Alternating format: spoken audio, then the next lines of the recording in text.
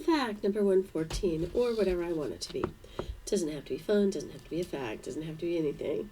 Could just be me reading Chapter 9, Children of Light, and it's called The Stranger. Here we go.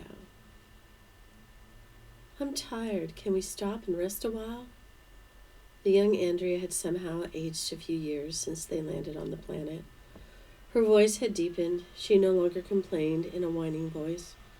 It was as if she had given in to the planet, but she had certainly not given up. She needed to rest.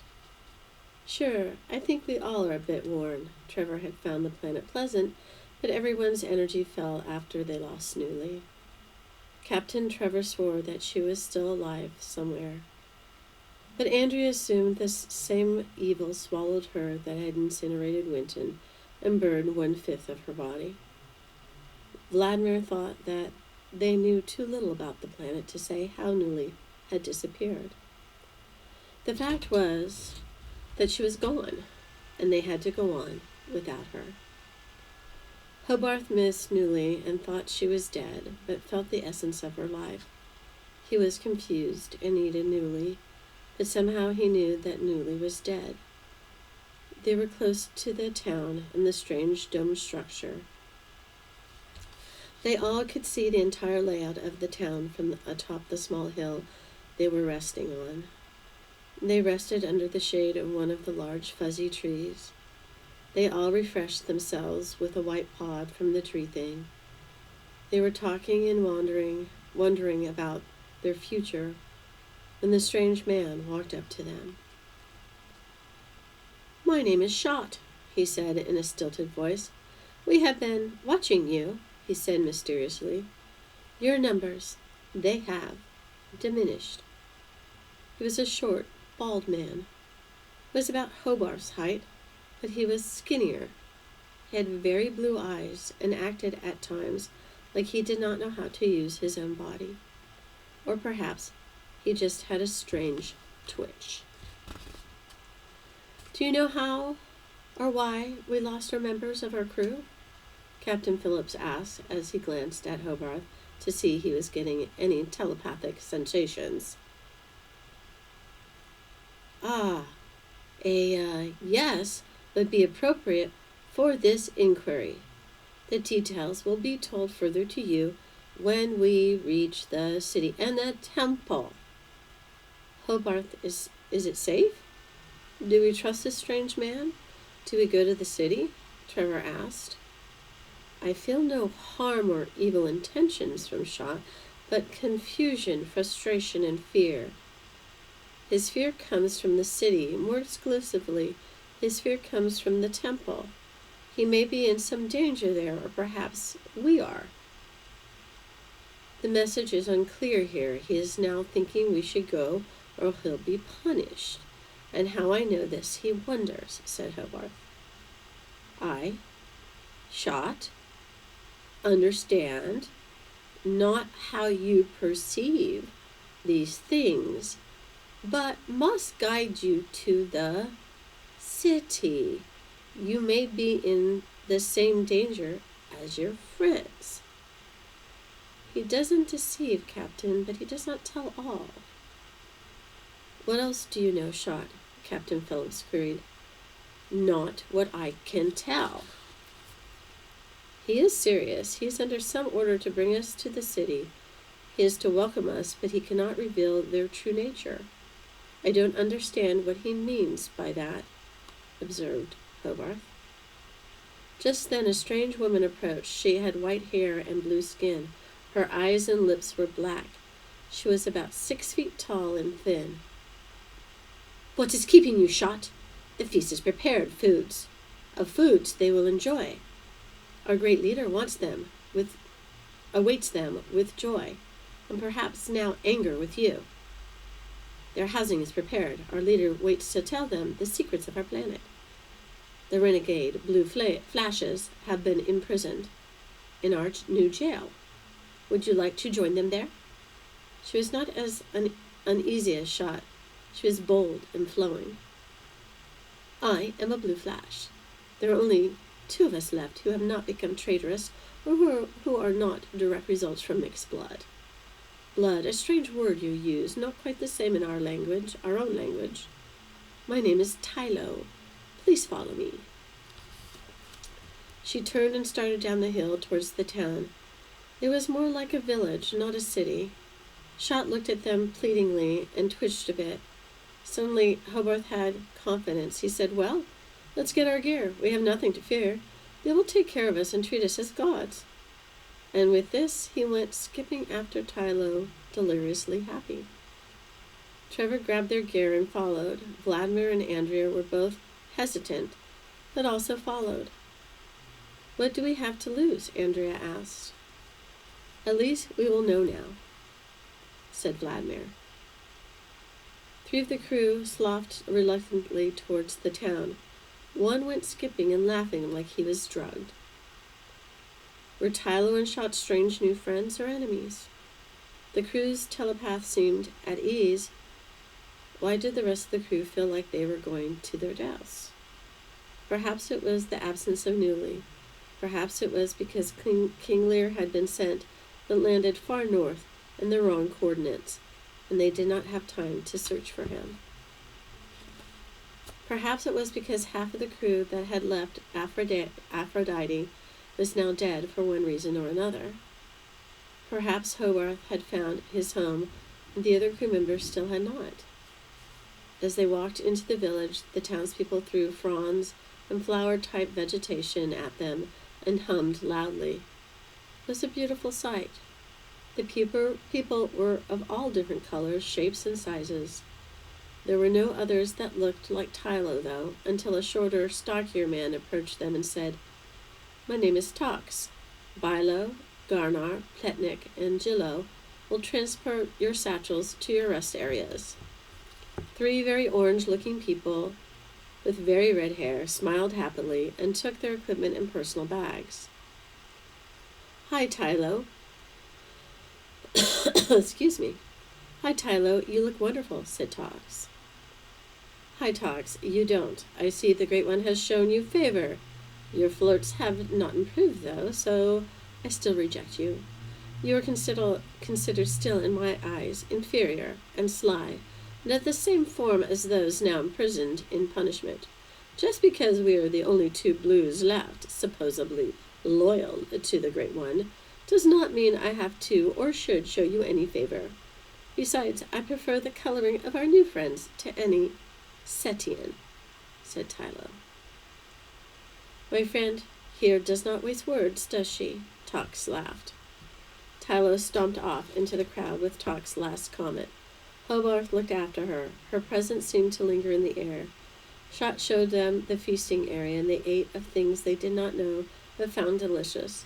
Some were obviously animals, most were plants. After the feast, they were shown their rest areas in the temple. They were given some beautiful clothes that were gauzy and light. Each had a guide who also was their guard.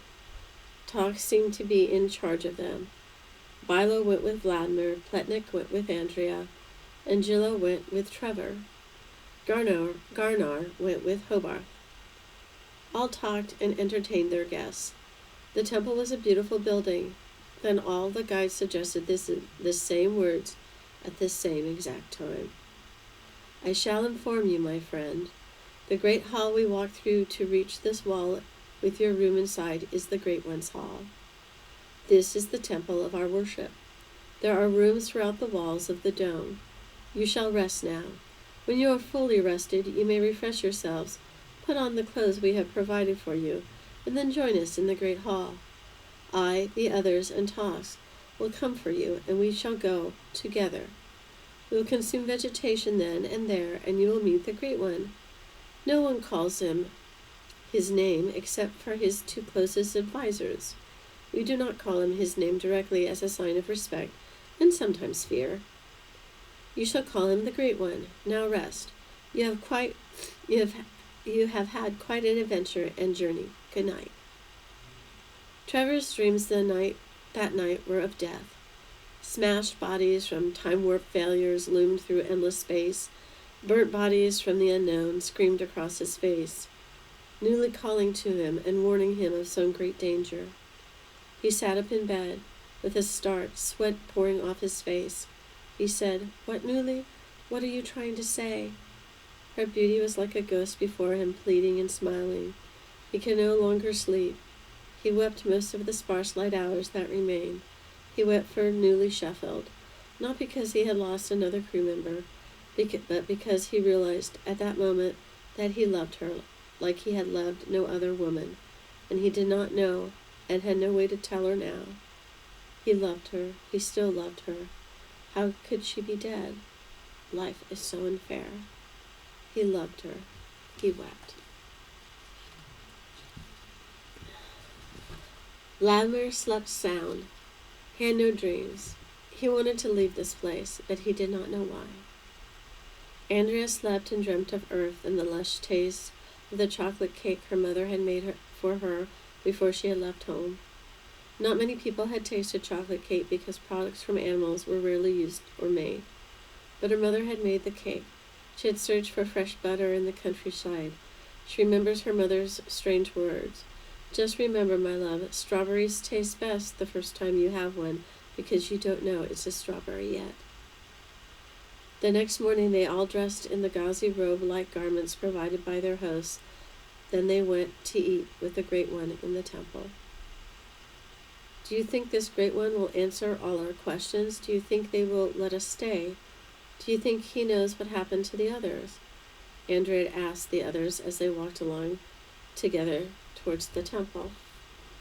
Hobarth answered almost euphorically, "Yes, we will be able to stay. Yes, he will answer our questions. Yes, he knows what happened to the others. Haven't you figured it out yet?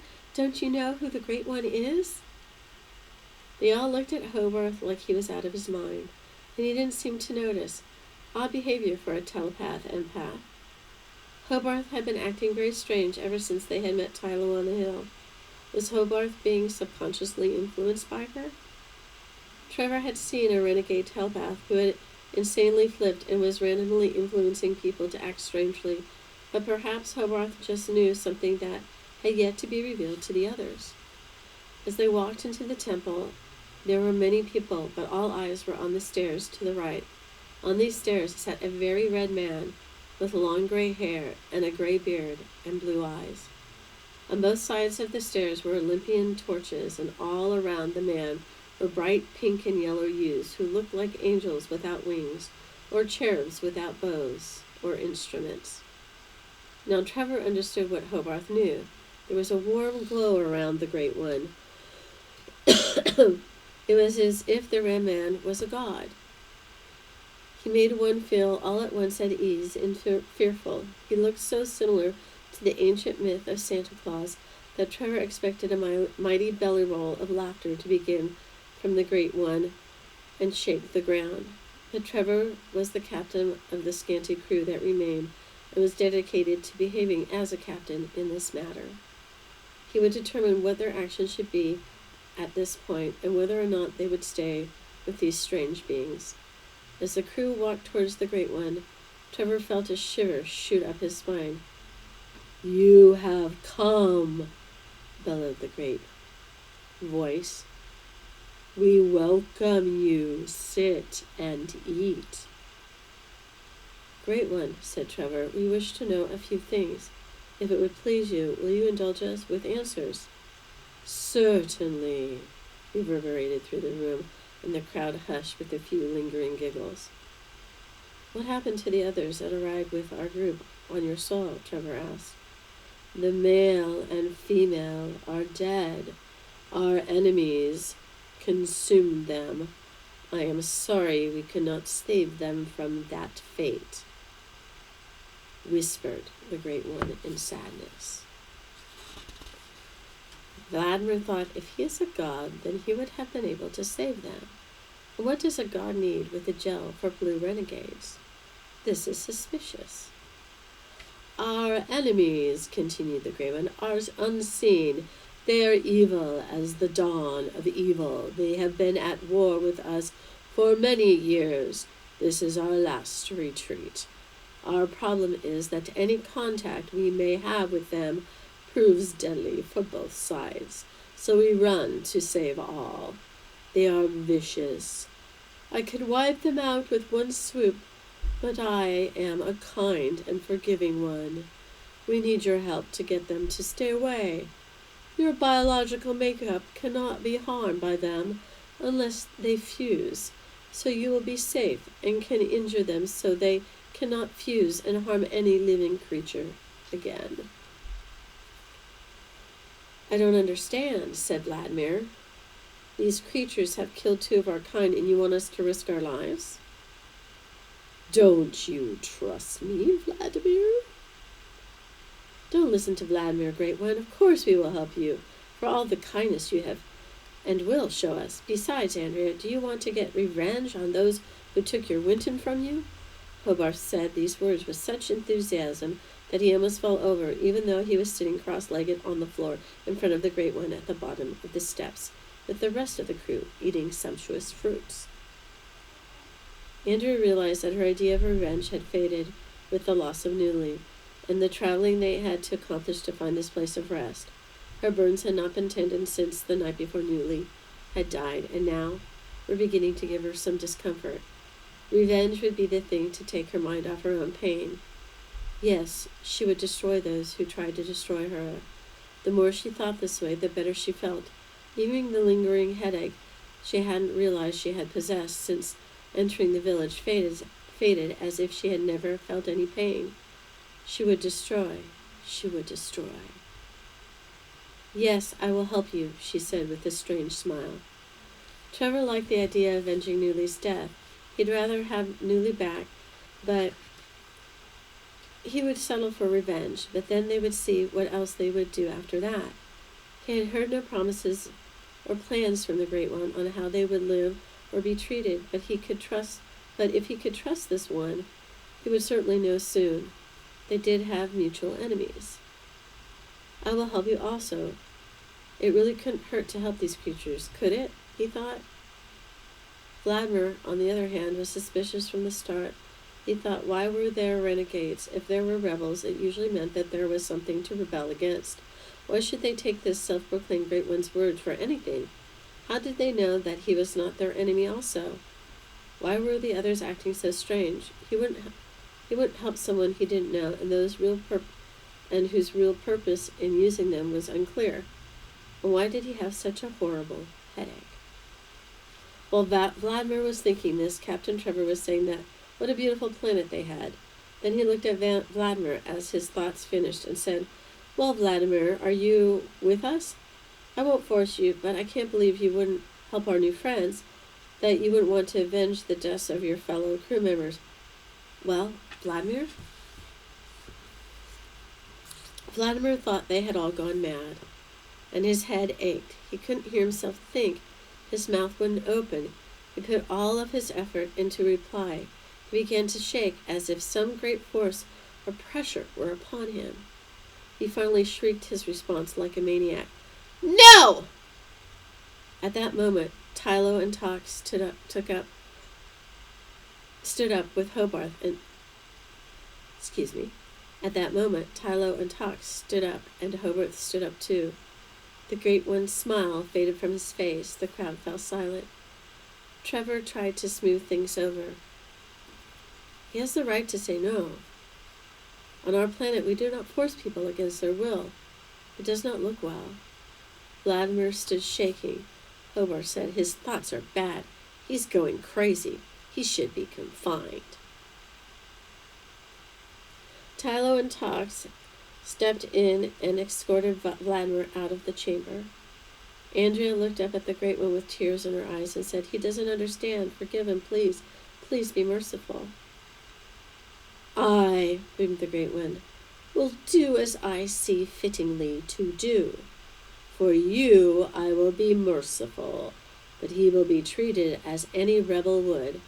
He will be confined to prison until he can speak truthfully without shouting. He is not fit for anyone's presence until then. Thank you, oh thank you, Great One, Andrea said with wonder and some love, but not love really. Vladimir going to prison placed a depressed lull on the day's events. Tylo and Hobart scouted the surrounding areas together. Andrea stayed in her room with a headache. Trevor discussed battle plans with the Great One and told him about Earth. The battle plans raised Trevor's spirits. The enemy would be vanquished. He hated them. He would destroy them. So that is Chapter 9 of Children of Light. Chapter 10 will be next, whenever I get around to it. And that one's called Cells, C-E-L-L-S, Cells. So, end of Chapter 9, end of this FF, number 114. Ciao, Bellas.